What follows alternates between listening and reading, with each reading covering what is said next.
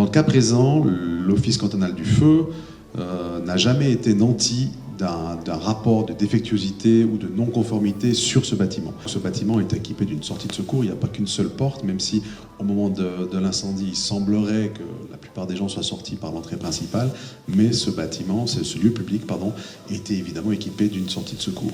La mousse acoustique que vous mentionnez, l'enquête porte effectivement sur la pose de cette mousse, sur tous les éléments qui vont autour de cette mousse. L'enquête déterminera ou non, dans la mesure du possible, elle le déterminera si cette mousse est conforme, si elle est à l'origine ou pas.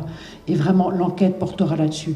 Concernant les bougies incandescentes, c'est une hypothèse qui est privilégiée et qui tend à se confirmer. Sur les bougies incandescentes ou les feux de Bengale, ce sont des bougies d'anniversaire que vous pouvez acheter dans un commerce.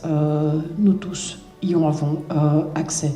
En ce qui concerne le fait qu'il soit possible de les utiliser ou non dans un endroit fermé ou confiné, l'enquête se poursuit à ce propos et une réponse sera donnée.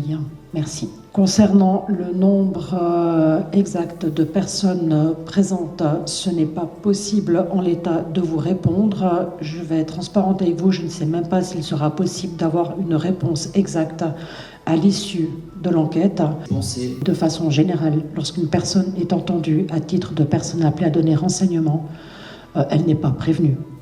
Donc, s'il y a un risque de fuite, il n'y a que les prévenus contre lesquels nous pouvons prendre des mesures. Et là, en l'espèce, il n'y a pour l'instant strictement aucune responsabilité pénale qui a été établie.